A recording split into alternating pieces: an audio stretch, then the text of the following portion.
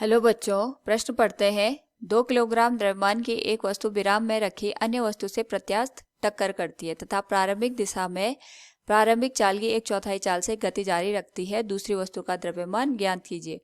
तो सबसे पहले हम यहाँ पे मूल अवधारणा का प्रयोग करेंगे और हमारे पास यहाँ पे जो मूल अवधारणा है वह है प्रत्यास्थ संघट। प्रत्यास्थ संघट का मतलब हो गया कि हमारे पास यहाँ पे जब दो वस्तुएं एक दूसरे से टकरा रही हैं तो टकराने से पहले जो उनके वेगों का अंतर होगा, टकराने के बाद भी जो वेगों का अंतर रहेगा वो समान रहेगा। तो हमें यहाँ पे अगर देखें तो दो वस्तुएं दे रखी हैं। एक वस्तु का द्रव्यमान यहाँ पे हमने मान लिया m1 जो कि हमें 2 किलोग्राम के बराबर दे रखा है और दूसरी का द्रव्यमान m2 हमने यहाँ पे मान लिया। हमें इसी m2 का जो मान है वो निकालना है।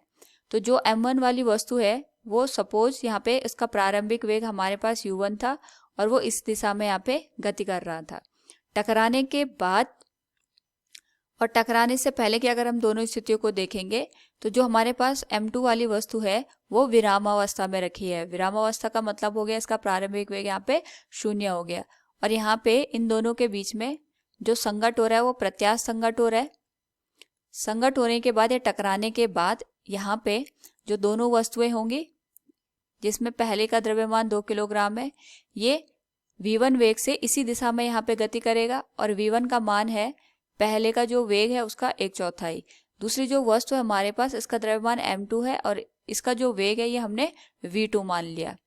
तो सबसे पहले अगर हमें m2 का मान निकालना है, इस स्थिति में हम पहला संवेग संरक्षण का नियम यहाँ पे ज्ञात करेंगे। तो हमारे पास जो संवेग संरक्षण का नियम है ये कहता है कि टकराने से पहले जो निकाय है उसका कुल संवेग टकराने के बाद कुल संवेग का बराबर होता है। यानी हमारे पास अगर हम दोनों वस्तुओं को देखेंगे तो इनका जो संवेग आएगा ये आएगा m1 u1 plus m2 u2 और इसका मान हो जाएगा टकराने के बाद संवेग के बराबर वो हो जाएगा हमारे m1 v1 plus m2 v2।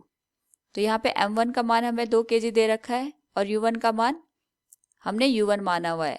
m2 गुणा u2 का मान 0 हो जाएगा।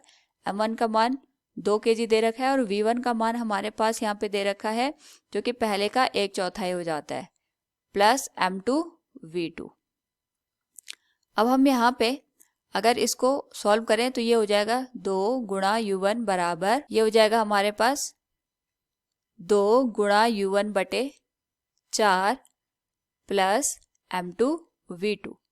तो यहाँ से जो m2 v2 है इसका मान आ जाएगा, अगर हम यहाँ पे 2 u1 बटे 4 को LHS में ले जा लें तो ये हो जाएगा 4 दूनी 8, 8 में से यहाँ पे 2 हम कम कर देंगे तो ये आ जाएगा 6 u1 बटे 4 और m2 v2 का जो मान है अगर हम 2 से दोनों को विभाजित कर दें ये हो जाएगा 3 u1 बटे 2।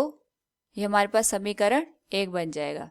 इसी तरीके से अगर हम यहाँ पे बात करें कि दोनों हमारे पास यहाँ पे प्रत्यास्थ संघट कर रहे हैं। प्रत्यास्थ संघट होने का मतलब ये हो गया कि टकराने के बाद और टकराने के पहले इनका जो सापेक्ष वेग होगा वो समान होगा। यानी हम यहाँ पे अगर प्रत्यावस्थान गुणांक की बात करेंगे तो हमारे पास जो प्रत्यावस्थान गुणांक बनता है वो 1 के बराबर बनता है।